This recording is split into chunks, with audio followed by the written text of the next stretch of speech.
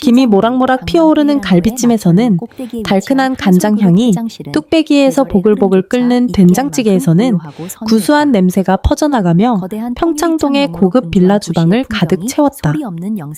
차지영은 정성스럽게 닦은 유기수저를 나란히 놓으며 마지막으로 상차림을 확인했다.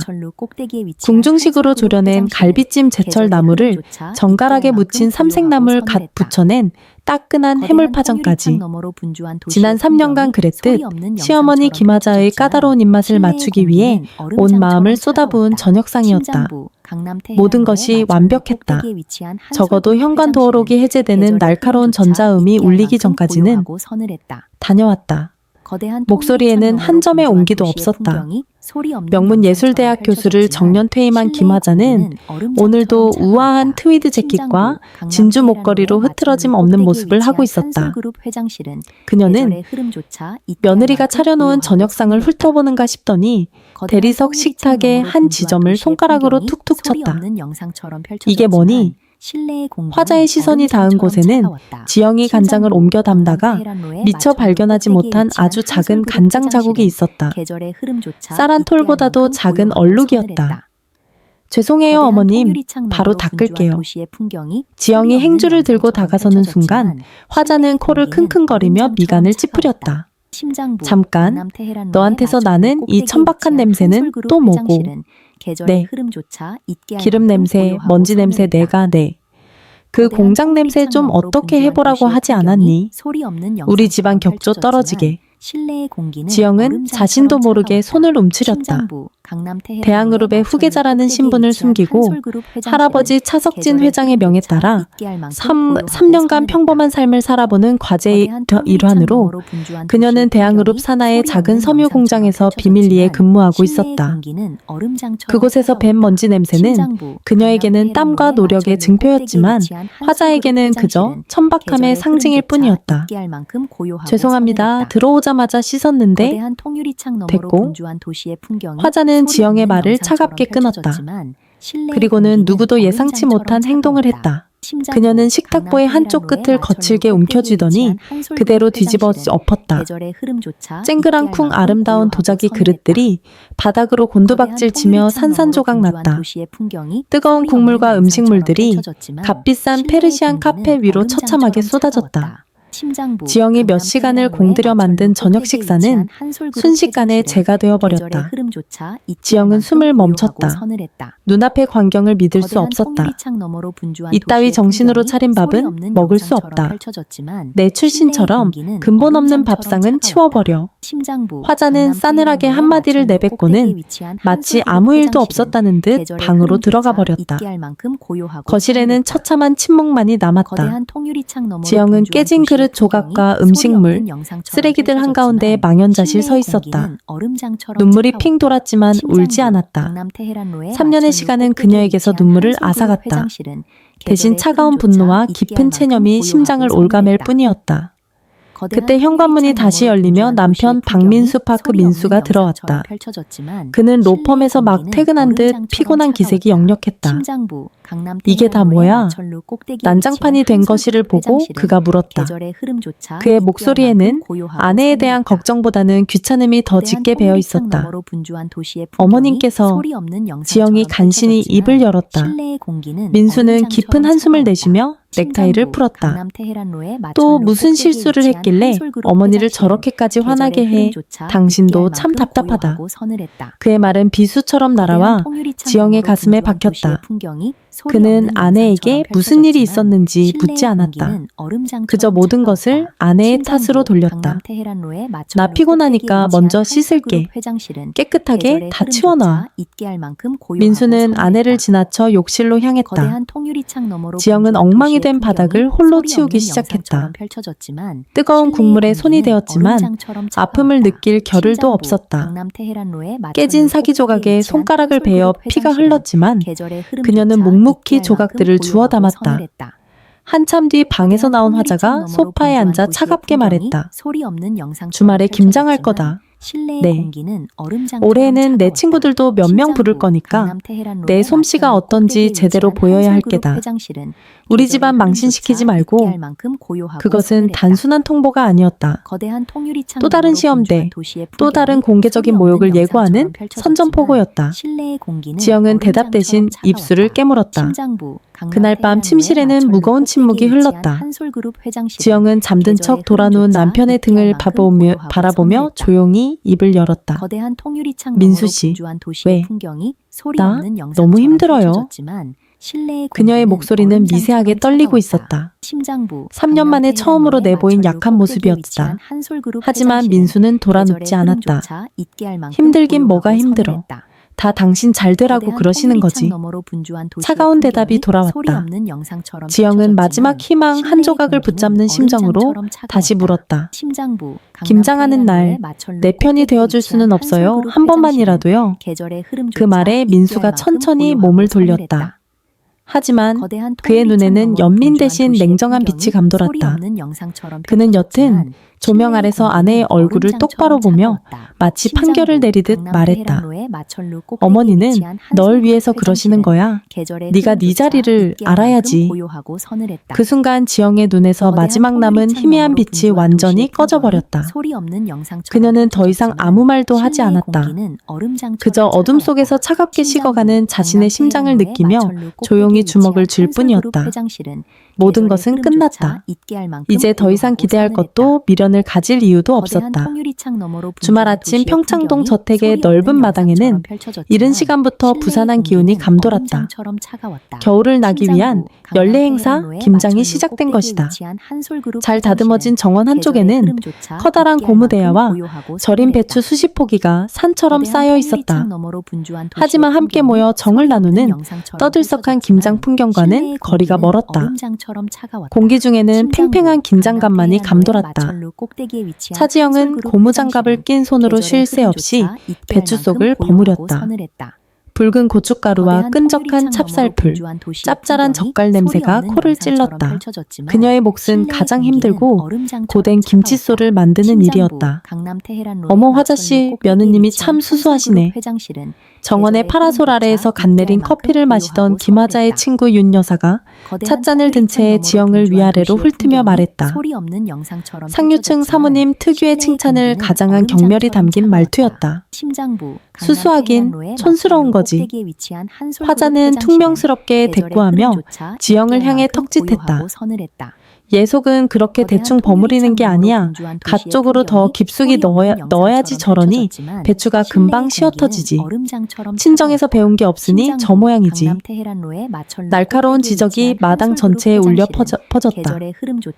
지영은 죄송합니다 라고 작게 읊조리며 묵묵히 손을 놀렸다. 화자의 친구들은 서로 눈짓을 주고받으며 조용히 웃었다. 지영은 완벽한 구경거리이자 화자가 자신의 우월함을 과시하기 위한 도구에 불과했다. 남편 민수는 아침 일찍부터 서재에 틀어박혀 나올 생각을 안 했다. 이 모든 상황을 외면하는 것이 그가 선택한 가장 비겁한 평화 유지 방식이었다.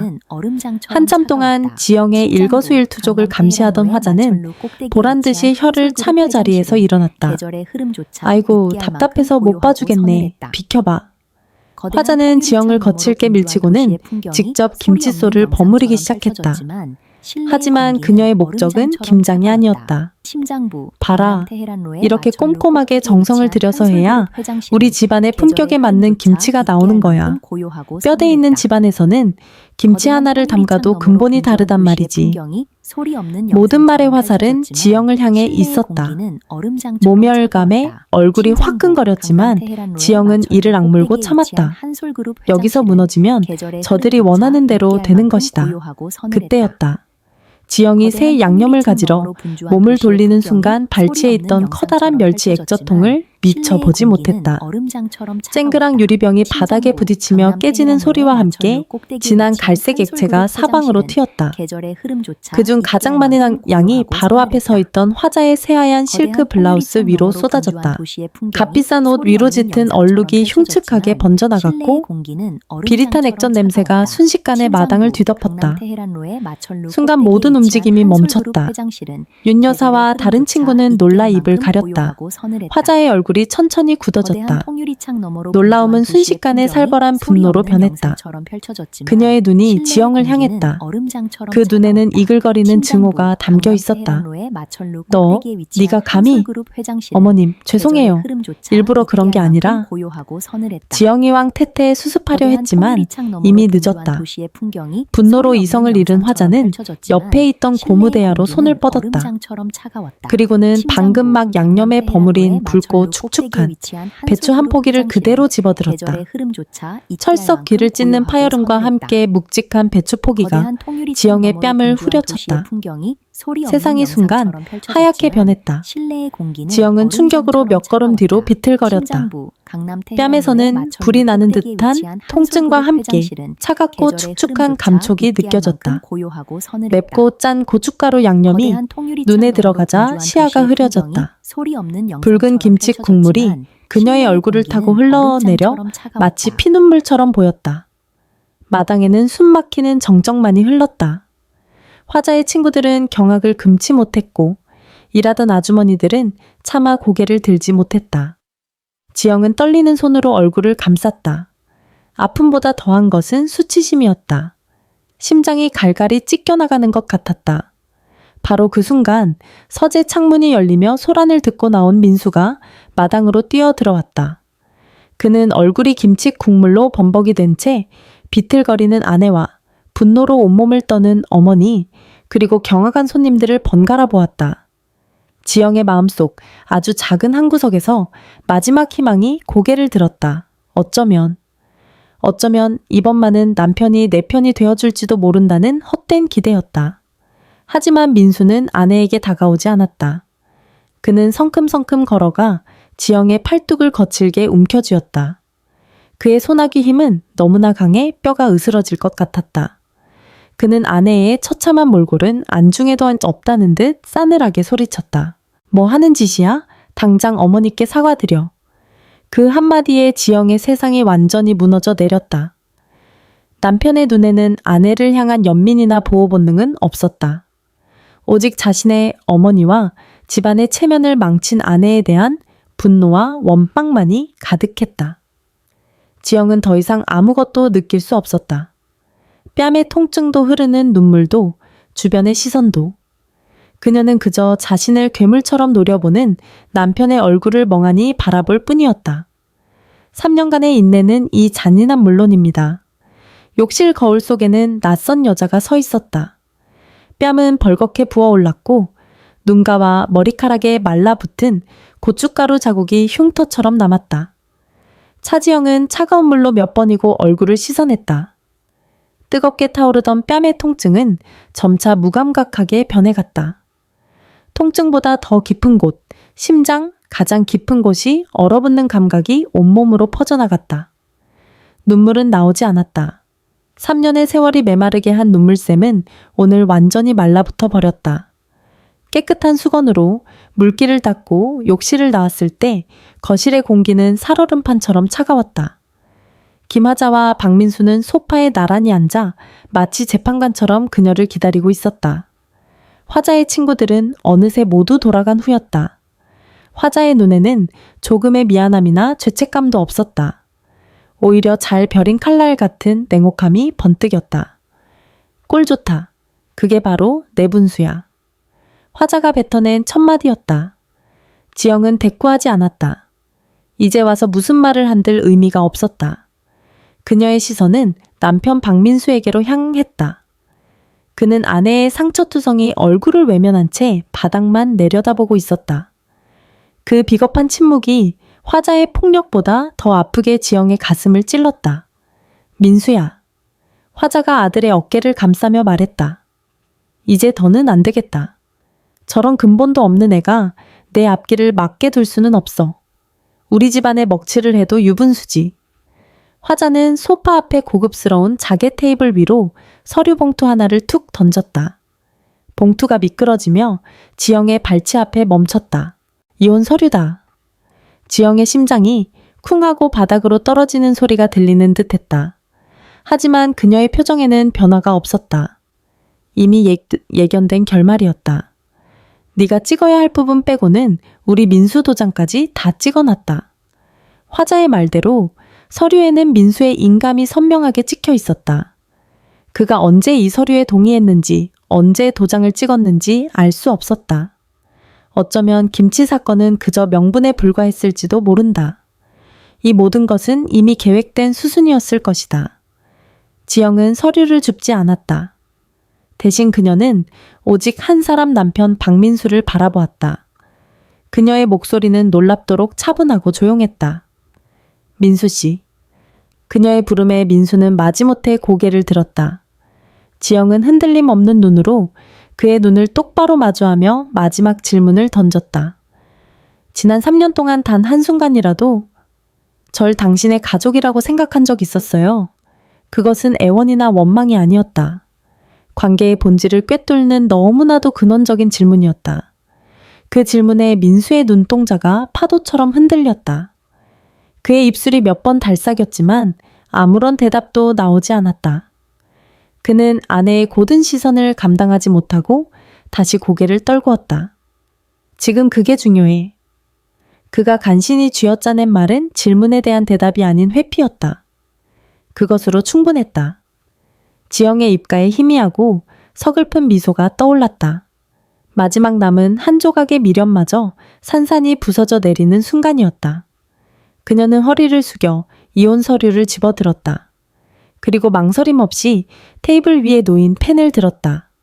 사각사각, 고요한 거실에 종이 위를 스치는 펜 소리만이 날카롭게 울려 퍼졌다. 화자와 민수는 숨을 죽인 채 주저없이 자신의 이름을 적어 내려가는 지영의 손끝을 바라보았다. 그녀의 모습에는 어떠한 슬픔이나 분노도 보이지 않았다. 오직 오랫동안 기다려온 순간을 맞이하는 듯한 고요한 해방감만이 감돌았다. 서명을 마친 지영은 펜을 내려놓고 자리에서 일어났다. 고맙습니다, 두 분 다. 그녀는 화자와 민수를 차례로 돌아보며 말했다. 절 해방시켜 주셔서. 그 말에 화자의 얼굴이 순간 굳어졌다. 그들이 가해자라고 생각했던 상황이 순식간에 뒤집히는 듯한 기분이었다. 지영은 더 이상 거실에 머물지 않았다. 그녀는 침실로 들어가 이미 오래전부터 마음속으로 싸두었던 짐을 꺼냈다. 값비싼 옷이나 보석에는 손도 대지 않았다. 자신의 손때 묻은 낡은 책 몇 권과 공장에서 동료들과 찍은 낡은 사진 한 장, 그리고 처음 입사했을 때 받은 작업복뿐이었다. 그녀의 3년을 증명하는 것은 오직 그것들 뿐이었다. 작은 캐리어 하나를 끌고 다시 거실로 나왔을 때 화자와 민수는 여전히 충격에서 벗어나지 못한 표정으로 그녀를 보고 있었다. 너, 갈 때는 있고? 민수가 어색하게 물었다. 뒤늦은 그리고 위선적인 걱정이었다. 걱정 마세요. 내 앞가림은 내가 해요. 지영은 현관문 손잡이를 잡았다.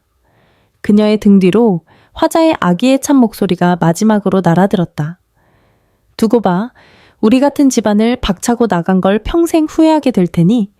지영은 문턱에서 잠시 멈춰섰다. 그리고 천천히 돌아보았다. 그녀의 얼굴에는 그늘 한 점 없는 이상할 정도로 평온한 미소가 걸려 있었다. 후회는 제가 아니라 두 분이 하시게 될 거예요. 그 말을 끝으로 그녀는 미련 없이 문을 열고 나갔다. 쾅! 현관문이 닫히는 소리가 거실을 무겁게 울렸다. 텅 빈 공간에 남은 화자와 민수는 한동안 아무 말도 하지 못했다. 승리했다고 생각했는데 이상하게도 마음 한구석이 찜찜하고 불안했다. 쫓겨나는 사람의 얼굴이라고는 믿기지 않는 지영의 마지막 그 평온한 미소가 자꾸만 눈앞에 어른거렸다. 배신 앞에서 산산조각 나먼지처럼 흩어졌다. 평창동의 고급 빌라 단지를 벗어나는 발걸음은 놀랍도록 가벼웠다. 캐리어를 끄는 소리만이 적막한 골목길에 울려 퍼졌다. 차지영은 익숙한 길모퉁이를 돌았다. 지난 3년간 수없이 오갔던 버스 정류장이 보였다. 하지만 그녀는 그곳으로 향하지 않았다. 그녀의 시선은 정류장 건너편 어둠 속에 조용히 잠겨있는 검은색 세단 한 대에 고정되었다. 지영이 차를 향해 걸어가자 차량의 헤드라이트가 부드럽게 켜지며 그녀의 앞길을 밝혔다. 그녀가 차문 앞에 서자 운전석에서 한 남자가 신속하게 내려 정중하게 뒷좌석 문을 열었다. 고생 많으셨습니다, 부회장님. 단정한 수트 차림의 남자 대항그룹 비서실장이자 그녀의 가장 충실한 오른팔인 조현우 실장이었다. 그는 지영의 작은 캐리어를 받아 트렁크에 실으며 3년간 억눌려왔던 존경심을 담아 그녀를 맞이했다. 지영은 말없이 고개를 끄덕이고 차에 올라탔다. 푹신한 가죽 시트에 몸을 묻자 비로소 긴장이 풀리는 듯했다. 차는 미끄러지듯 부드럽게 출발했다. 보고 드립니다. 차석진 회장님께서 집무실에서 기다리고 계십니다. 조 실장이 룸미러 너머로 지영의 안색을 살피며 조심스럽게 말했다. 그리고 박민수 변호사와 김하자 여사에 대한 신상정보 파일 업데이트해서 준비해 두었습니다. 수고했어요. 지영의 목소리는 낮고 차분했지만 그 안에는 강철 같은 차가움이 서려 있었다. 그녀는 창밖으로 빠르게 스쳐 지나가는 풍경을 바라보았다. 방금 전까지 자신의 세상의 전부였던 그 동네가 이제는 너무나도 멀고 낯설게 느껴졌다. 3년간 쓰고 있던 가난하고 순종적인 며느리라는 가면을 벗어던진 순간이었다. 차는 서울의 야경을 가르며 강남의 심장부로 향했다. 잠시 후 밤하늘을 찌를 듯 솟아있는 거대한 마천루 앞에 멈춰섰다. 이라는 거대한 로고가 건물 꼭대기에서 푸른빛을 발하며 위용을 과시하고 있었다. 어서 오십시오, 부회장님. 1층 로비의 보안 요원들이 그녀를 알아보고 90도로 허리를 숙여 경례했다. 직원용 출입구가 아닌 오직 회장과 부회장만이 이용하는 전용 엘리베이터가 조용히 그녀를 기다리고 있었다. 엘리베이터가 부드럽게 상승하며 서울의 야경을 발 아래로 밀어냈다. 통유리 너머로 보이는 도시의 불빛들이 마치 보석처럼 흩뿌려져 있었다. 지영은 그 찬란한 광경을 내려다보며 자신의 손에 피 대신 붉은 김칫 국물을 묻혔던 여자를 떠올렸다. 그리고 그 아내를 외면했던 비겁한 남자를 생각했다. 엘리베이터 문이 열리자 최고층의 광활한 회장 집무실이 모습을 드러냈다. 짙은 원목 책상 뒤에 앉아있던 백발의 노인이 그녀를 보고 천천히 자리에서 일어났다.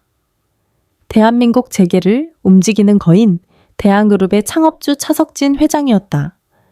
왔구나, 내 강아지.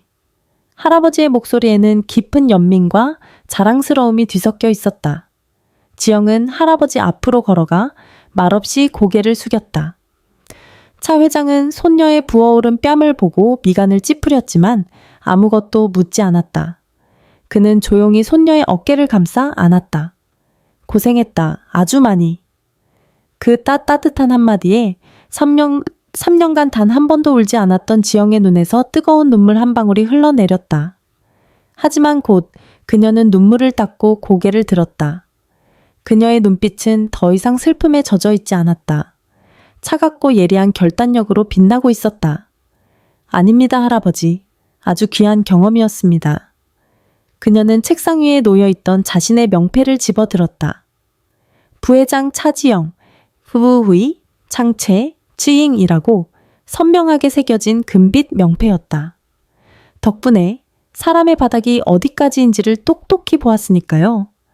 차 회장은 만족스러운 미소를 지으며 고개를 끄덕였다. 그래, 이제 그 혹독했던 과제는 끝났다. 내일부터 대한그룹의 진짜 주인으로 돌아올 준비는 되었느냐? 네, 준비되었습니다. 지영은 창가로 걸어가 서울의 야경을 등지고 섰다. 유리창에 비친 그녀의 모습은 더 이상 초라한 공장 노동자의 딸이 아니었다. 거대한 제국을 이끌 준비가 된 냉철하고 아름다운 지배자의 모습이었다. 그녀는 천천히 입을 열었다. 그 목소리는 밤의 정적을 가르는 얼음 조각처럼 차갑고 단호했다. 할아버지, 이제부터 제가 버려야 할 쓰레기들을 좀 치워야겠습니다. 차지영이 떠난 지 한 달. 박민수의 삶은 놀라울 정도로 평온했다. 아니, 평온하다고 스스로를 세뇌했다. 어머니 김하자의 잔소리는 더 이상 자신을 향하지 않았고 공장 냄새가 배어있던 아내의 초라한 모습도 눈앞에서 사라졌다. 그는 마침내 자신이 원하던 격조 있는 삶으로 돌아왔다고 믿었다. 지영에 대한 생각은 의식적으로 지워버렸다. 지금 그에게는 과거를 돌아볼 여유 따위는 없었다. 일생일대의 기회가 눈앞에 다가왔기 때문이다. 주목해 주십시오. 국내 굴지의 로펌 넥서스의 대표 변호사 김진태가 회의실에 모인 파트너급 변호사들을 향해 외쳤다. 그의 목소리에는 흥분과 비장함이 섞여 있었다. 대한그룹이 차기 5년간의 법률 자문 계약을 공개 입찰에 붙였습니다. 연간 수임료만 최소 500억 원. 우리 로펌의 명운을 걸어야 할 프로젝트입니다. 회의실이 술렁였다. 500억. 상상조차 힘든 규모였다. 이 계약을 따낸다면 넥서스는 단숨에 업계 1위로 올라설 수 있었다. 당연히 프로젝트를 이끄는 변호사에게는 막대한 성공 보수와 파격적인 승진이 보장될 터였다.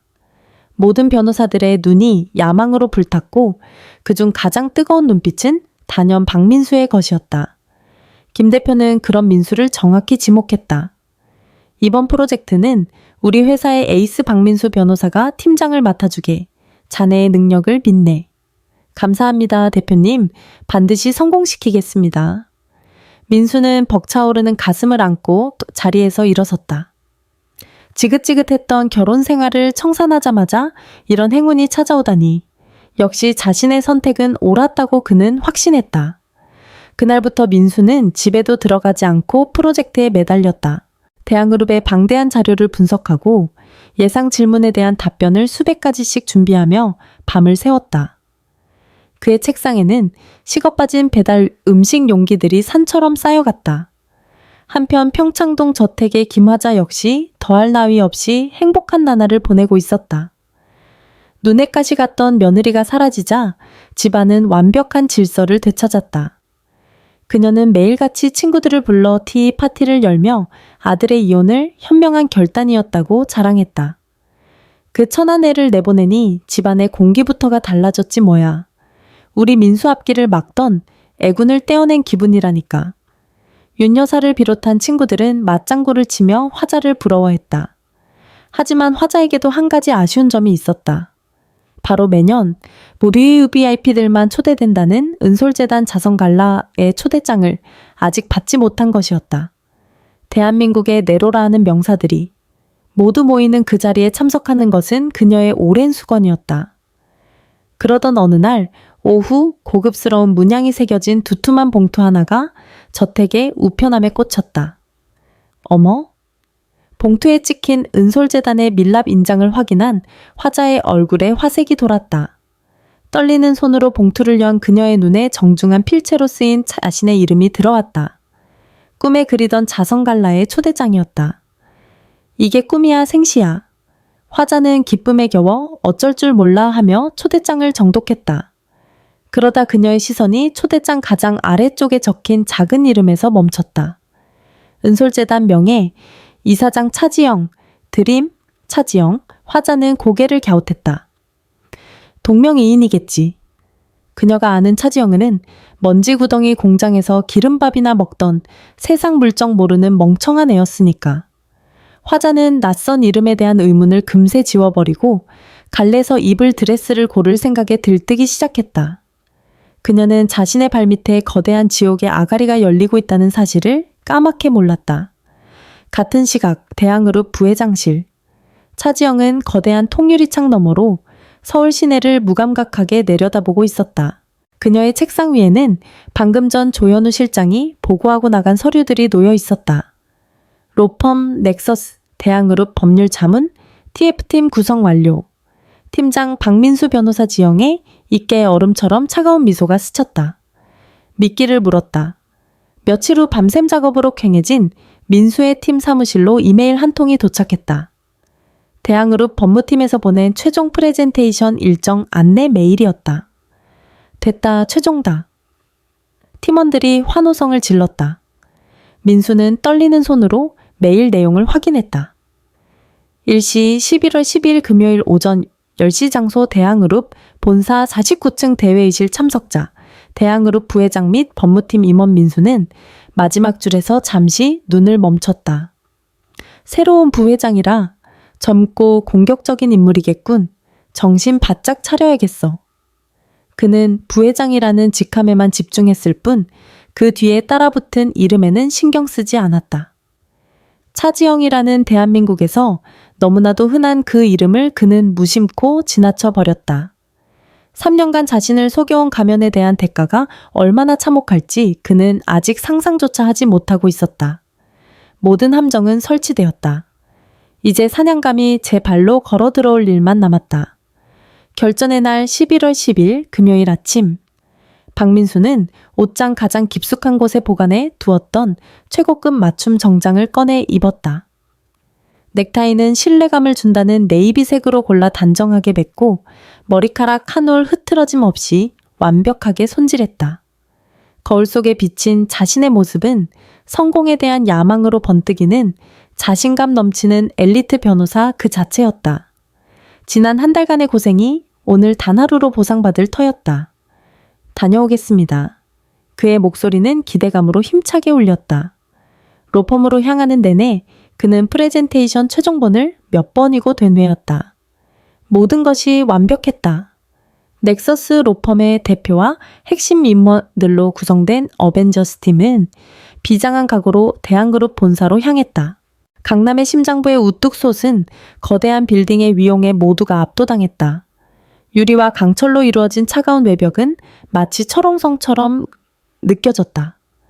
역시 대한민국 최고의 기업은 다르군. 김진태 대표가 감탄사를 내뱉었다. 민수 역시 긴장감과 함께 가슴 벅찬 흥분을 느꼈다. 이런 거대한 제국의 법률 자문을 맡게 된다니 상상만으로도 짜릿했다. 안내 직원의 에스코트를 받아 도착한 49층 대회의실은 그들의 기대를 뛰어넘을 만큼 웅장하고 현대적이었다. 한쪽 벽면 전체가 통유리로 되어 있어 서울의 스카이라인이 파노라마처럼 펼쳐졌다. 긴 회의 테이블 끝 상석만이 비어 있었다. 부회장님께서는 잠시 후 도착하실 예정입니다. 먼저 자리하고 계시면 감사하겠습니다.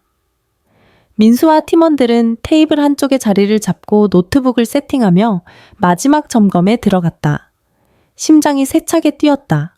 성공과 실패를 가를 운명의 시간이 초읽기에 들어갔다. 몇 분이 흘렀을까? 회의실의 육중한 문이 소리 없이 안쪽으로 부드럽게 열렸다. 모든 이해의 시선이 문 쪽으로 쏠렸다. 팀원들은 일제히 자리에서 일어났다. 민수 역시 가장 정중한 미소를 준비하며 고개를 돌렸다. 문 안으로 들어선 사람은 조현우 실장이었다. 그리고 그의 뒤를 따라 한 여성이 모습을 드러냈다. 우아한 블랙 실크 블라우스에 완벽하게 재단된 화이트 스커트 수트. 목에는 심플한 다이아몬드 목걸이가 기품 있는 빛을 발하고 있었다. 머리는 단정하게 올려 묶어 가늘고 긴 목선을 시원하게 드러냈다. 또각또각. 하이힐 소리가 대리석 바닥을 울리며 회의실의 정적을 갈랐다. 그녀가 천천히 고개를 들었다. 순간 박민수의 세상이 멈췄다. 그 얼굴, 그 눈빛. 자신이 한 달 전 천박한 공장 노동자의 딸이라며 경멸하고 내쫓았던 아내 차지영이었다. 야. 민수의 입에서 자신도 모르게 얼빠진 소리가 새어나왔다. 머릿속이 새하얗게 비어버렸다. 눈앞의 광경을 뇌가 이해하기를 거부했다. 지영이가 왜 여기에 저런 모습으로 꾸민가? 그의 옆에 서 있던 김 대표가 민수의 이상한 반응을 눈치채고 팔꿈치로 옆구리를 툭 쳤다.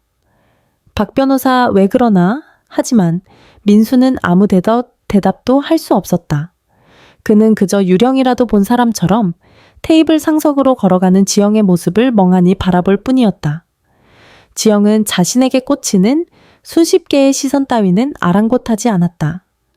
그녀는 마치 원래부터 자신의 자리였다는 듯 가장 높은 상석에 자연스럽게 앉았다.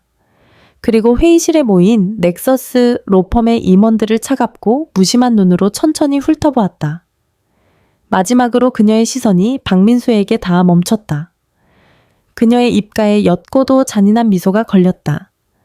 안녕하십니까. 대한그룹 부회장 차지영입니다. 목소리마저 완전히 달랐다. 예전에 소심하고 기어들어가던 목소리가 아니었다. 회의실 전체를 압도하는 낮고 힘있는 목소리였다. 지영, 김 대표가 놀라 되물으며 민수를 쳐다봤다. 박 변호사 아는 사람인가? 민수는 입술만 뻐끔거릴 뿐 아무 말도 하지 못했다. 그의 동공은 지진이라도 난 듯 격렬하게 흔들리고 있었다. 지영은 그런 민수를 똑바로 응시하며 다시 한번 입을 열었다. 그녀의 목소리는 얼음장처럼 차가웠다. 박민수 변호사님, 오랜만이네요. 이런 공식적인 자리에서 뵙게 될 줄은 몰랐는데. 네가 왜? 민수는 속으로 비명을 질렀지만 목소리는 나오지 않았다. 온몸의 피가 차가깝게 식어버리는 기분이었다. 자, 그럼 시간 없으니 시작하시죠. 지영은 민수에게서 시선을 거두고 앞에 놓인 서류로 눈을 돌렸다. 넥서스 로펌이 우리 대한그룹을 위해 무엇을 해줄 수 있는지 한번 들어볼까요? 그녀의 말은 발표를 시작하라는 공식적인 신호였지만 민수에게는 사형 선고처럼 들렸다. 박 변호사 정신 차리게 시작해야지. 김 대표가 다급하게 속삭였다. 민수는 그제야 간신히 정신을 차리고 준비해온 노트북을 열었다. 하지만 그의 손은 걷잡을 수 없이 떨리고 있었다. 완벽하게 외웠던 프레젠테이션의 첫 문장조차 생각나지 않았다. 머릿속에서는 어째서 어떻게라는 질문만이 미친 듯이 메아리쳤다. 그는 떨리는 목소리로 간신히 발표를 시작했다. 그러나 그의 시선은 스크린이 아닌 자신을 무표정하게 내려다보는 전 아내에게서 떨어질 줄 몰랐다. 발표가 어떻게 끝났는지 기억나지 않았다. 처참했다. 그가 한 달간 쏟아부은 모든 노력은 차지영이라는 거대한 충격 앞에서 한 줌의 재가 되어버렸다. 회의가 끝나고 넥서스 팀이 무거운 분위기 속에서 자리에서 일어섰을 때였다. 잠시만요. 지영의 목소리가 그들의 등 뒤에 비수처럼 꽂혔다. 박민수 변호사님은 잠시 남으시죠. 팀원들이 모두 빠져나간 회의실. 문이 닫히자 거대한 공간에는 지영과 민수 단둘만이 남았다. 민수가 간신히 입을 열었다. 이게 어떻게 된 일이야? 지영은 자리에서 일어나 천천히 그에게로 걸어왔다. 그리고 그의 코앞에 멈춰 섰다. 상황 파악이 아직 안 되시나 봐요. 그녀는 핸드백에서 무언가를 꺼내 테이블 위로 툭 던졌다. 그것은 한 달 전 자신이 직접 서명했던 바로 그 이혼 서류였다. 너덜너덜해진 종이 위 박민수와 차지영이라는 이름이 선명했다. 당신이 버린 쓰레기, 당신이 직접 치워야지. 지영의 눈빛은 한 점의 온기도 없는 시베리아의 겨울, 벌판처럼 차갑고 황량했다. 민수는 그 눈빛 앞에서 자신이 얼마나 어리석고 하찮은 존재였는지를 처절하게 깨달았다. 로펌으로 돌아온 박민수는 영혼이 빠져나간 사람 같았다. 그는 대표실로 불려가 김진태 대표의 불호령을 들어야 했다. 박 변호사, 도대체 어떻게 된 일이야? 전 부인이 대한그룹 부회장이라는 사실을 왜 숨겼나? 저도 몰랐습니다. 몰랐다고 세상에 그런 말이 어딨어? 자네 개인적인 문제 때문에 우리 로펌 전체가 지금 낭떠러지 끝에 서게 생겼단 말이야. 민수는 아무런 변명도 할 수 없었다. 공장 노동자의 딸인 줄 알았다는 말은 차마 입 밖으로 꺼낼 수 없었다. 그것은 자신의 속물근성을 스스로 인정하는 꼴이었으니까. 그는 죄인처럼 고개를 숙인 채 모든 비난을 감당해야 했다. 회의실에서 마주했던 차지영의 차가운 눈빛 그녀가 던진 이혼 서류의 감촉이 환영처럼 그를 괴롭혔다. 그날 저녁 민수는 넋이 나간 채 집으로 돌아왔다. 그리고 그를 맞이한 것은 한껏 들떠있는 어머니 김하자였다. 그녀는 거울 앞에서 수백만 원짜리 명품 드레스를 몸에 대보며 황홀한 표정을 짓고 있었다. 민수야, 잘 왔다 엄마. 이 드레스 어떠니? 내일 은솔재단 갈래 입고 가려고 특별히 맞췄단다. 갈라요? 그럼 드디어 나 김하자도 대한민국 들만 모인다는 그 자리에 초대받았지 뭐냐. 네가 이혼하고 나니 이렇게 좋은 일만 생기는구나. 화자는 아들의 창백한 얼굴은 아랑곳하지 않고 제잘거렸다. 민수는 차마 어머니의 꿈을 깨뜨릴 수가 없었다. 아니, 그에게는 그럴 기력조차 남아있지 않았다. 그는 어머니의 행복한 모습을 보며 곧 닥쳐올 폭풍에 대한 불길한 예감에 몸을 떨었다. 다음날 저녁 국내 최고급 호텔의 그랜드 볼룸. 은솔재단 자선 갈라가 열리는 이곳은 그야말로 별들의 전쟁터였다. 정재계 거물들과 유명 연예인 예술가들이 한자리에 모여 자신들의 부와 명성을 과시하고 있었다. 김하자는 난생 처음 겪는 화려함에 완전히 매료되었다. 그녀는 샴페인 잔을 든 채 평소에 TV에서나 보던 유명 인사들과 어깨를 나란히 하고 있다는 사실에 도취해 있었다. 어머, 화자씨, 어떻게 이런 귀한 자리에 다 오셨어요? 친구인 윤 여사가 아는 체를 해오자 화자의 어깨가 한껏 으쓱해졌다. 호호, 뭘요? 저도 이제 이 정도는 돼야죠. 그녀는 마치 자신이 이 사교계의 중심이라도 된 듯 우아하게 웃었다. 잠시 후 행사의 시작을 알리는 조명이 무대를 비추었고 사회자가 마이크를 잡았다. 바쁘신 와중에도 귀한 걸음을 해주신 내외 귀빈 여러분께 진심으로 감사드립니다. 그럼 먼저 저희 은솔재단의 새로운 명예 이사장님이신 차지영 이사장님의 환영 인사가 있겠습니다. 우레와 같은 박수 소리와 함께 단상 위로 한 여성이 걸어 나왔다. 눈부신 샹들리에 조명 아래 어깨를 시원하게 드러낸 짙은 남색 실크 드레스를 입은 차지영의 모습은 마치 여신 같았다. 객석 한가운데에 앉아있던 김하자의 얼굴이 그대로 굳어버렸다. 술렁이는 객석과 터지는 카메라 플래시 속에서 그녀는 자신의 눈을 의심했다. 먼지 구덩이에서 뒹굴던 촌스러운 며느리. 며칠 전까지만 해도 자신이 근본 없다며 온갖 모욕을 퍼부었던 바로 그 아이가 지금 저 무대 위에서 모든 사람의 찬사와 박수를 받고 있었다. 지영은 능숙하고 차분한 목소리로 감사의 인사를 전했다. 오늘 이 자리를 빛내주신 모든 분께 감사드립니다. 저희 은솔재단은 나눔의 가치를 실천하기 위해. 화자는 지영의 목소리가 하나도 들리지 않았다. 그녀의 머릿속에서는 어째서 어떻게라는 질문만이 맴돌았다. 환영 인사를 마친 지영은 미소를 지으며 말했다. 오늘 저는 여러분께 아주 특별한 손님 한 분을 소개해드리고자 합니다. 이분은 지난 수십 년간 보이지 않는 곳에서 묵묵히 자신의 자리를 지키며 성실하게 살아오신 이 시대의 진정한 어른이십니다. 객석이 조용해졌다. 모두의 시선이 무대로 쏠렸다. 임순자 여사님을 큰 박수로 맞아주십시오. 지영의 소개와 함께 무대 옆쪽에서 허리가 약간 굽은 한 노파가 조심스럽게 걸어 나왔다. 평생 남의 집 부엌에서 일만 한 듯 손마디가 굵고 투박한 여인이었다. 객석에 앉아있던 화자의 심장이 쿵 하고 내려앉았다. 임순자. 20년 넘게 자신의 집에서 일해온 바로 그 가정부였다. 저 사람이 왜 저기에? 화자가 불안한 목소리로 중얼거리는 순간 무대 뒤편의 거대한 스크린이 환하게 켜졌다. 그리고 스크린에 떠오른 것은 날짜와 시간이 찍힌 음성 파일의 파형이었다. 곧이어 스피커를 통해 귀에 익은 날카롭고 경멸에 찬 목소리가 연회장 전체에 울려 퍼지기 시작했다. 이 천박한 것, 내 몸에서 나는 공장 냄새 좀 어떻게 해보라고 했지. 어디서 근본도 없는 게 굴러 들어와서? 뼈대 있는 집안에서는 김치 하나를 담가도 너희 집구석이랑은 달라. 김하자 자기 자신의 목소리였다. 임순자 여사가 몰래 녹음해 두었던 지영을 향한 온갖 폭언과 모욕이 담긴 파일이었다. 연 회장은 순식간에 찬물을 끼얹은 듯 조용해졌다. 사람들은 스크린과 화자의 얼굴을 번갈아 쳐다보며 수군거리기 시작했다. 세상에, 저게 김하자 교수 목소리 아니야. 며느리한테 저런 막말을 했다고. 화자의 얼굴이 새하얗게 질렸다. 하지만 악몽은 거기서 끝나지 않았다. 음성 파일이 끝나자마자 스크린에는 영상 하나가 재생되기 시작했다. 화자의 집 마당에 설치된 영상이었다. 영상 속에서 화자는 붉은 김치 포기를 집어들고 무방비 상태의 며느리 뺨을 거침없이 후려치고 있었다.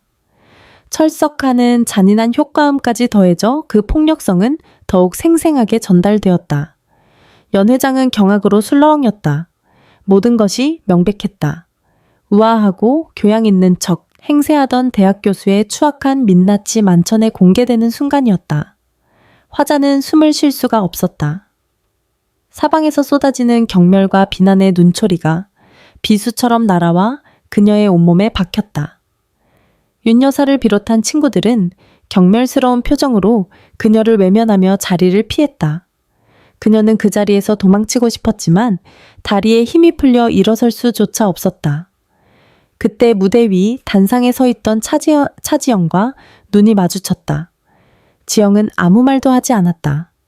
그저 차갑고 무표정한 얼굴로 자신의 발밑에서 무너져 내리는 시어머니를 조용히 내려다보고 있을 뿐이었다. 그 눈빛은 마치 이렇게 말하는 것 같았다. 당신이 그토록 지키고 싶어 했던 명성과 품격이 얼마나 허망하게 부서지는지 똑똑히 보세요. 김하자는 그 자리에서 그대로 실신하듯 쓰러졌다. 그녀가 평생을 바쳐 쌓아 올린 명성의 성은 알게습, 은솔재단 갈래서의 끔찍한 밤이 지나고 김하자의 세상은 하룻밤 사이에 지옥으로 변했다. 다음 날 아침 모든 신문과 온라인 커뮤니티는 김치 따귀 교수의 만행으로 도배되었다. 그녀의 실명과 사진, 과거 경력까지 낱낱이 공개되었고 대중의 분노는 들불처럼 번져나갔다. 인면수심의 악마, 저런 사람이 교단에 섰다니 소름 끼친다. 수십 년간 쌓아온 학자로서의 명예와 사회적 지위는 흔적도 없이 사라졌다. 평생을 어울렸던 상류층 친구들은 모두 등을 돌렸고 그녀의 전화번호는 수신 차단 목록에 올랐다. 평창동 저택은 기자들과 유튜버들에게 포위되어 그녀는 집 밖으로 한 발짝도 나갈 수 없는 죄수가 되었다. 박민수 역시 로펌에서 설 자리를 잃었다. 김치 따귀 교수의 아들이라는 꼬리표는 그를 조롱거리로 만들었다. 동료들은 그를 대놓고 피했고 그는 결국 모든 프로젝트에서 배제된 채 무기한 자택 대기 발령을 받았다. 어떻게 이럴 수가 있니? 커튼을 모두 내린 어두운 거실에서 김하자는 넋 나간 사람처럼 중얼거렸다. 며칠 만에 수십 년은 늙어버린 모습이었다. 다 그년 때문이야. 그 악독한 것. 그녀는 모든 것을 차지영의 탓으로 돌리며 분노했지만 그 분노는 공허한 메아리일 뿐이었다. 견디다 못한 민수가 결단을 내렸다. 어머니, 이렇게 있을 수만은 없어요. 찾아가서 무릎이라도 꿇어야 합니다. 내가 그 천한 것한테 무릎을 꿇으라고. 그 천한 것이 지금 우리 목숨줄을 쥐고 있단 말입니다. 민수의 절규의 화자는 결국 현실을 인정할 수밖에 없었다. 두 사람은 기자들의 눈을 피해 심야 시간을 틈타 차를 몰아 지영이 살고 있는 한남동 최고급 빌라로 향했다. 철옹성 같은 보안을 뚫고 빌라 앞에 도착한 모자는 몇 시간이고 하염없이 지영을 기다렸다. 마침내 일을 마치고 돌아온 지영의 차가 부드럽게 지하 주차장으로 들어서는 것을 보고 두 사람은 필사적으로 차를 막아섰다. 지영아, 아니, 부회장님. 조현우 실장이 앞을 막아섰지만 지영은 손짓으로 그를 물렸다. 그녀는 차에서 내려 자신을 향해 달려오는 두 사람을 차가운 눈으로 바라보았다. 무슨 짓들이시죠, 이죠? 아가, 내가 잘못했다. 내가 정말 죽을 죄를 지었어. 화자는 예전의 기세등등한 모습은 온데간데 없이 지영의 바지가랑이라도 붙잡을 듯 애원했다. 그녀는 준비해온 대로 눈물을 쏟아내며 자신의 불행했던 과거를 늘어놓기 시작했다. 나도 지독한 가난 속에서 자랐단다. 멸시받지 않으려고, 무시당하지 않으려고 평생을 발버둥치며 살았어. 그래서 나도 모르게 너의 그 모습에서 내 과거를 보고 그래서 더 모질게 굴었던 게야. 이 못난 시어미를 용서해다오. 응? 그것은 동정심에 호소하는 그녀가 할 수 있는 마지막 발악이었다. 지영은 아무런 표정 변화 없이 그녀의 구차한 변명을 끝까지 들었다. 화자의 울음 섞인 호소가 끝나자 거실에는 잠시 침묵이 흘렀다. 지영은 천천히 몸을 돌려 거실 한쪽에 놓인 사이드 테이블로 걸어갔다. 테이블 위에는 투명한 크리스털 화병과 시원한 물이 담긴 유리 주전자가 놓여 있었다. 화자와 민수는 숨을 죽인 채 그녀의 행동을 지켜봤다. 혹시라도 마음이 움직인 걸까 하는 일말의 희망을 품었다. 지영은 주전자를 들어 맑은 물을 화병 옆에 작은 관상용 화분에 천천히 따랐다. 물은 흙 속으로 빠르게 스며들었다. 그리고는 빈 주전자를 내려놓으며 조용히 입을 열었다. 엎질러진 물은 다시 주워 담을 수 없습니다. 그녀의 목소리는 지독히도 건조했다. 제 마음에 쏟아부었던 그 모욕과 멸시도 마찬가지고요. 그녀는 화분을 향해 물을 부었을 뿐 두 사람에게는 물 한 방울 튀기지 않았다. 하지만 그 행위는 직접 얼굴에 물벼락을 맞는 것보다 훨씬 더 모욕적이고 잔인했다.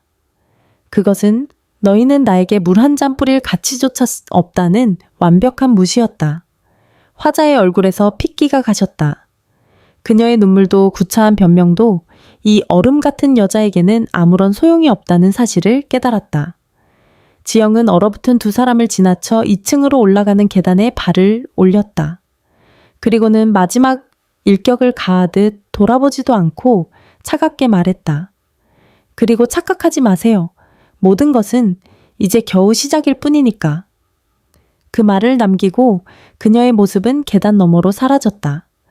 텅 빈 거실에 남겨진 화자와 민수는 거대한 절망감에 휩싸여 그 자리에 주저앉았다. 희망은 없었다. 그들 앞에는 오직 추락할 일만 남아 있었다. 단 10분 만에 산산조각 나 한 줌의 먼지가 되어버렸다.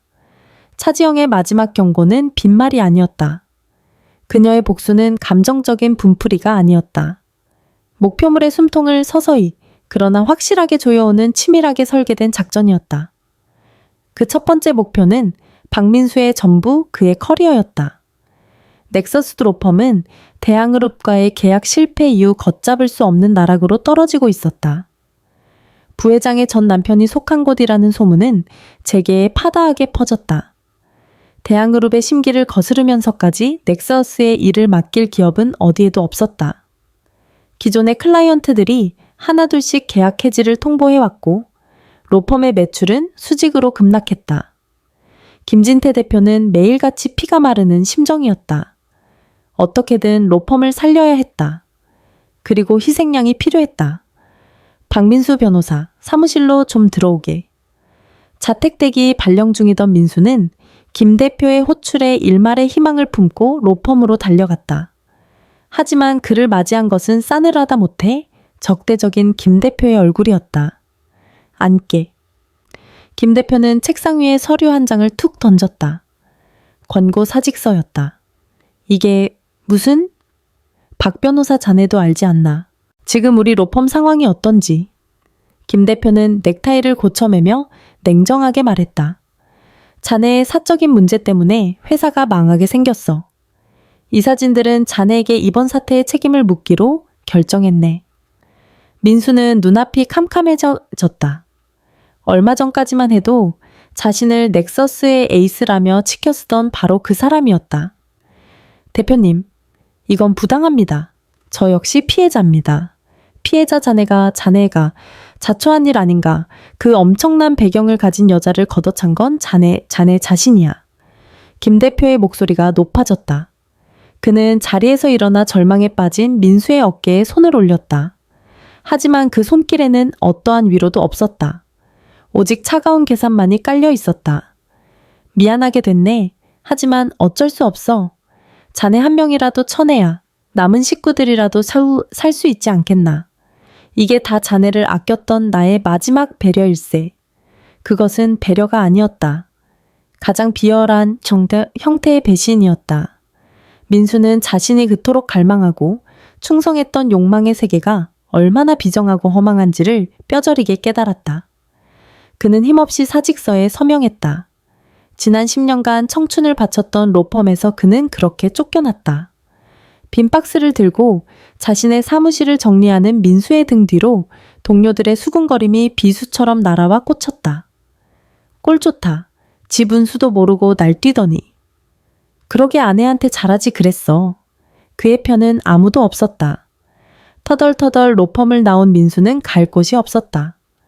차마 집으로 돌아갈 수가 없었다. 그는 한강변의 벤치에 주저앉아 멍하니 강물을 바라보았다.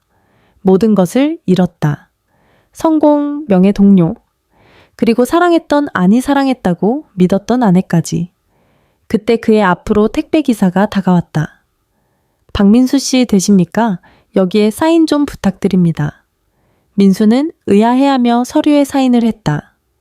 그가 건네받은 것은 꽤 묵직한 상자 하나였다. 상자에는 발신인의 이름이 없었다. 홀린 듯 상자를 연 민수의 눈이 커졌다.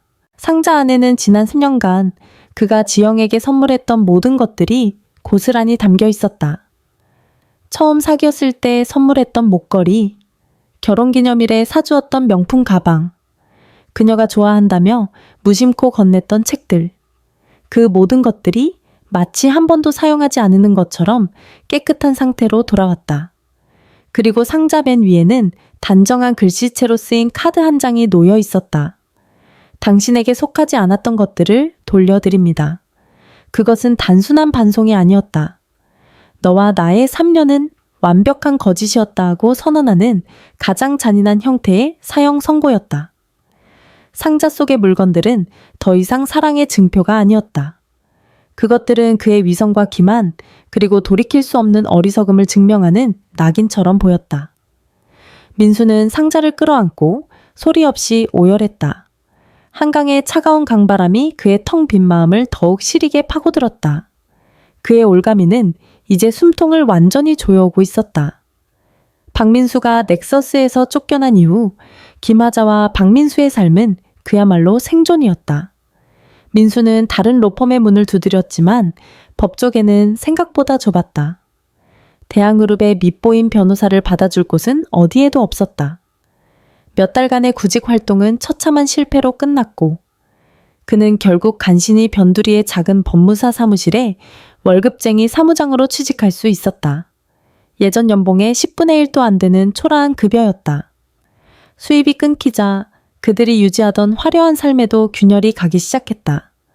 매달 청구되는 평창동 저택의 엄청난 대출이자와 관리비는 더 이상 감당할 수 없는 짐이 되었다. 김하자는 울며 점이요 겨자 먹기로 아끼던 명품 가방과 보석들을 헐값에 처분해야 했다. 그러던 어느 늦은 오후 마침내 올 것이 오고야 말았다. 초인종 소리에 문을 연 민수의 앞에 법원에서 나온 집행관들이 서 있었다. 그들의 손에는 차가운 법적 효력을 지닌 서류, 부동산 압류 예고 통지서가 들려 있었다. 김하자 박민수 씨 명의의 본 주택은 담보대출 연체로 인해 금일부로 감유 절차에 들어갑니다. 집행관의 기계적인 목소리는 사형 선고처럼 들렸다. 그들은 집안 곳곳을 돌아다니며 값나가는 가구와 가전제품에 빨간색 압류 딱지를 붙이기 시작했다. 안 돼, 이건 손대지 마. 이건 내 혼수품이란 말이야. 화자는 아끼던 이탈리아제 수입 소파에 딱지가 붙자 이성을 잃고 달려들어 집행관을 밀쳤다.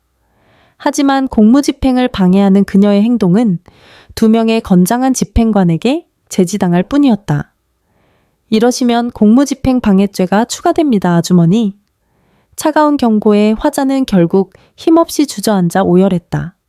자신이 평생을 바쳐 이룩했다고 믿었던 모든 것들이 붉은 종이 딱지 한 장에 허무하게 부정당하고 있었다. 민수는 멍하니 그 광경을 지켜보았다. 한때는 성공과 부의 상징이었던 이 웅장한 저택이 이제는 거대한 감옥처럼 느껴졌다. 벽에 걸린 가족사진 속 행복하게 웃고 있는 자신의 모습이 마치 다른 사람의 인생처럼 낯설었다.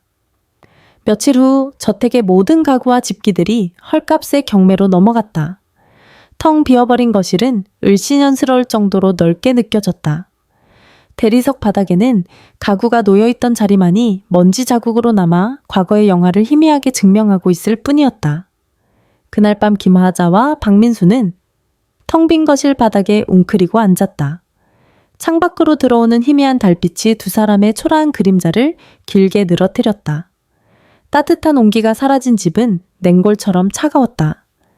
정적을 깬 것은 화자였다. 내가 다 망쳤어. 그녀의 목소리는 분노나 원망이 아니었다. 뼛속 깊은 곳에서부터 우러나오는 진짜 후회였다. 내가 내 아들을 망쳤어. 그 아이를 내쫓지만 않았어도, 내가 그깟 출신 따위만 따지지 않았어도, 화자는 더 이상 차지영을 그년이라고 부르지 않았다. 그녀는 자신의 어리석음과 편견이 아들의 인생을 송두리째 파괴했다는 사실을 비로소 깨달은 것이다. 그녀는 짐승처럼 울부짖으며 마른 손으로 자신의 가슴을 쥐어뜯었다. 평생을 지배해온 오만과 독선이 무너져 내리는 순간이었다. 민수는 우는 어머니의 등을 말없이 쓸어주었다. 그의 눈에서도 뜨거운 눈물이 흘러내렸다. 그는 어머니를 원망하지 않았다. 어머니의 그릇된 욕망에 동조하고 사랑하는 아내를 지켜주지 못했던 것은 결국 자기 자신이었으니까. 그는 텅 빈 공간을 둘러보았다. 이 집 이 화려한 삶, 그 모든 것이 사실은 신기루에 불과했다. 그 신기루를 줬다가 그는 인생에서 가장 소중했던 진실 차지영의 순수했던 마음을 제 손으로 내버렸다. 민수는 흐느끼는 어머니를 향해 그리고 자기 자신을 향해 나지막이 털어놓았다. 어머니, 우리가 정말 틀렸었어요.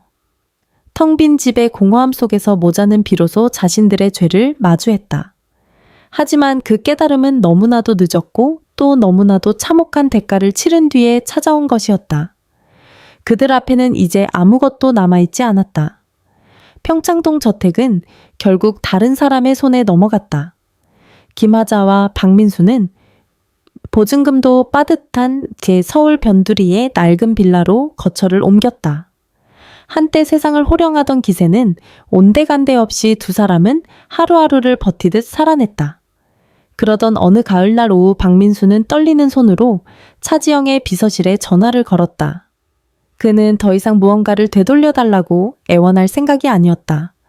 그저 마지막으로 매듭을 짓고 싶었다. 놀랍게도 며칠 뒤 약속이 잡혔다는 연락이 왔다.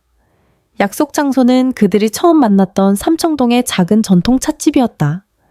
높은 빌딩 숲에서 벗어난 고즈넉한 한옥의 정취가 남아있는 곳.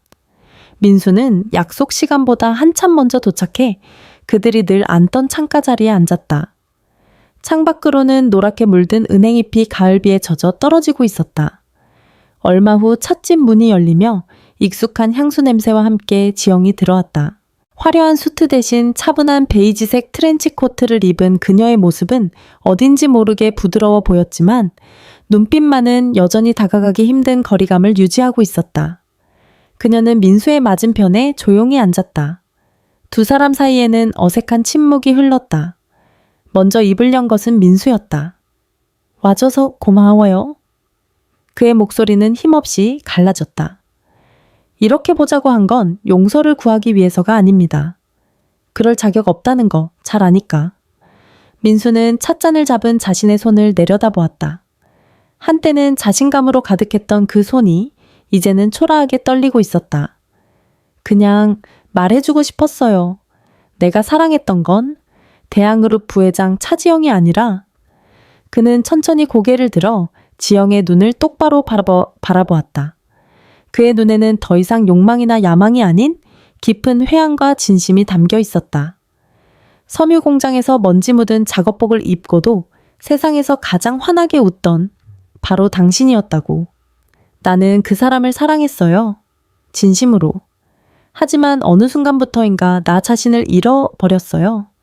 어머니의 기대, 세상의 시선, 그 허상들을 좇다가 내 옆에 있는 가장 소중한 진짜를 보지 못했던 겁니다.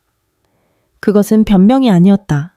한 남자의 뒤늦고도 처절한 고백이었다. 고백을 마친 민수는 품에서 낡은 통장 하나를 꺼내 조심스럽게 테이블 위로 내밀었다. 이건 내가 가진 전부입니다. 당신과 함께 살았던 그 집을 담보로 받았던 대출금의 일부예요. 터무니없이 적은 돈이지만 내가 당신에게 빚진 위자료라고 생각하고 받아줬으면 합니다. 지영은 통장을 내려다보았지만 손을 뻗지 않았다. 그녀는 오랫동안 창밖의 비를 바라보다가 나지막이 입을 열었다.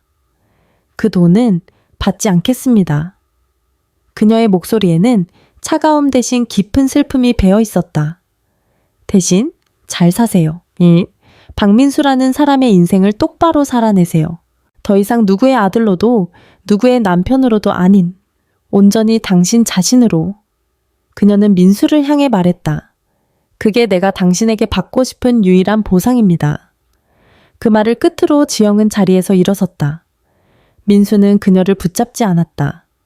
지영은 찻집 문을 향해 걸어갔다. 단 한 번도 뒤돌아보지 않았다. 딸랑 풍경 소리와 함께 그녀의 모습이 찻집 밖으로 사라졌다. 홀로 남은 민수는 테이블 위에 놓인 통장을 끌어안고 아이처럼 소리내어 울었다. 그녀가 베푼 마지막 온정은 용서보다 더 아프고 시리게 그의 마음을 파고들었다. 한편 찻집을 나와 기다리고 있던 차에 올라탄 지영은 운전석에 앉은 조 실장에게 애써 담담한 목소리로 말했다. 출발해요. 차가 부드럽게 움직이기 시작했다. 삼청동의 고즈넉한 풍경이 창밖으로 멀어져 갔다. 지영은 굳게 닫고 있던 입술 사이로 참아왔던 숨을 길게 내쉬었다. 그 순간 그녀의 뺨 위로 뜨거운 눈물 한 줄기가 주르륵 흘러내렸다. 그것은 증오나 분노의 눈물이 아니었다. 자신의 손으로 직접 끊어내야만 했던 한때는 진심이었던 사랑과 돌이킬 수 없이 부서져 버린 시간에 대한 마지막 애도였다. 차는 빗속을 뚫고 다시 그녀가 있어야 할 높고 차가운 세상으로 향하고 있었다. 1년 후 가을, 대항그룹 본사 대강당은 수백 명의 내외신 기자들과 패션업계 관계자들로 발 디딜 틈이 없었다. 단상 중앙의 거대한 스크린에는 직조공의 꿈이라는 프로젝트 타이틀이 선명하게 빛나고 있었다. 오늘은 대항그룹의 미래 비전을 선포하는 신규 브랜드 론칭 기자회견이 열리는 날이었다. 잠시 후 행사장의 모든 조명이 꺼지고 스크린에 영상 하나가 재생되기 시작했다. 영상의 배경은 화려한 런웨이나 스튜디오가 아니었다. 쉴 새 없이 돌아가는 직조 기계 소리와 먼지가 가득한 낡고 오래된 섬유 공장이었다. 영상 속에서 거친 손으로 묵묵히 실을 잡고 옷감을 짜는 나이든 여성 노동자들의 모습이 클로즈업 되었다. 그들의 깊게 팬 주름과 투박한 손마디에는 대한민국 패션 산업에 보이지 않는 역사가 고스란히 담겨 있었다. 가슴을 울리는 잔잔한 음악과 함께 영상이 끝나자 객석에서는 조용한 감동의 박수가 터져 나왔다. 그때 단상 위로 스포트라이트가 쏟아지며 한 사람이 모습을 드러냈다. 간결하면서도 힘있는 디자인의 네이비색 원피스를 입은 차지영이었다. 지난 1년간 그녀는 할아버지 차석진 회장의 뒤를 이어 대항그룹의 공식적인 회장으로 취임했다. 마이크 앞에 선 그녀는 더 이상 복수의 화신이 아니었다. 거대한 제국을 이끄는 부드러우면서도 강인한 카리스마를 지닌 리더의 모습이었다. 방금 보신 영상은 저희 대항그룹의 뿌리이자 심장입니다. 이름 없는 곳에서 묵묵히 땀 흘려온 저분들이 없었다면 지금의 저희도 없었을 겁니다. 그녀는 객석을 천천히 둘러보며 말을 이었다. 오늘 저희가 선보이는 새로운 브랜드 아라크네 에이라치네는 바로 저분들의 이야기에서 시작되었습니다. 화려한 겉모습이 아닌 실 한 올 반을 한 땀에 담긴 진정한 가치와 장인 정신을 담았습니다. 그녀의 연설에는 힘이 있었다. 그것은 단순히 외워서 읊는 미사여구가 아니었다. 3년간 직접 공장에서 먼지를 마시고 노동자들과 함께 웃고 울었던 사람만이 할 수 있는 진심에서 우러나온 목소리였다. 연설이 끝나고 기자들의 질문 세례가 쏟아졌다. 한 젊은 기자가 손을 들고 날카로운 질문을 던졌다. 회장님의 경영 철학이 과거와는 사뭇 다른 것 같습니다. 혹시 개인적인 경험에서 비롯된 것인지 여쭤봐도 되겠습니까? 그 질문에 지영은 희미하게 미소 지었다. 네, 맞습니다. 저는 아주 값비싼 수업료를 내고 중요한 것을 배웠습니다. 그녀는 마이크를 고쳐잡고 카메라 렌즈 너머의 세상을 향해 또렷하게 말했다. 하나의 제품이든 한 사람이든 그 진정한 가치는 겉에 붙은 가격표나 출신 성분에 있는 것이 아니라 그 안에 담긴 본질과 이야기에 있다는 것을 말입니다. 그녀의 대답의 장내에서는 뜨거운 박수가 터져 나왔다. 기자회견이 성공적으로 끝나고 지영은 소란스러운 행사장을 빠져나와 옥상 정원으로 향했다. 시원한 가을바람이 그녀의 뺨을 스쳤다. 그녀는 난간에 기댄 채 저 멀리 보이는 서울의 풍경을 말없이 바라보았다. 이제 그녀의 마음속에는 더 이상 증오나 분노의 찌꺼기가 남아있지 않았다. 김하자와 박민수에 대한 소식은 더는 듣지 않았다. 그들은 이제 그녀의 세상 밖에 있는 사람들이었다. 들리는 소문에 의하면 김하자는 요양원에 들어갔고 박민수는 작은 법무사 사무실을 성실하게 운영하며 주말마다 봉사활동을 다닌다고 했다. 그들 역시 각자의 방식으로 자신의 죗값을 치르고 새로운 삶을 살아가고 있는 것이리라. 복수는 끝났다. 하지만 진정한 승리는 그들을 파멸시킨 순간에 온 것이 아니었다. 바로 지금 과거의 상처를 딛고 일어서 자기 자신의 힘으로 새로운 가치를 만들어내는 이 순간에 비로소 완성되는 것이었다. 회장님, 조현우 실장이 다가와 외투를 덮어주었다. 다음 일정이 있습니다. 알아요. 잠시만요. 지영은 눈을 감았다. 머릿속으로 자신이 일했던 낡은 섬유 공장의 풍경을 그렸다. 그곳에서 만났던 순박한 사람들, 함께 땀 흘리며 나누었던 따뜻한 웃음소리. 그 기억들이 이제는 그녀를 앞으로 나아가게 하는 가장 큰 힘이 되어주고 있었다. 얼마 후 지영은 눈을 뜨고 조 실장을 향해 돌아섰다. 그녀의 얼굴에는 과거의 그늘을 완전히 벗어던진 자유롭고 단단한 미소가 걸려 있었다. 갑시다. 아직 할 일이 많으니까요. 그녀는 미련 없이 등을 돌려 자신의 새로운 왕국으로 향했다. 멸시받던 며느리는 이제 없었다. 그녀는 자신의 힘으로 진정한 여왕이 되었다. 가난을 경멸했던 자들은 몰락했고 그녀는 자신의 가장 아팠던 경험을 가장 위대한 자산으로 바꿔냈다. 새로운 이야기는 이제 막 시작되고 있었다.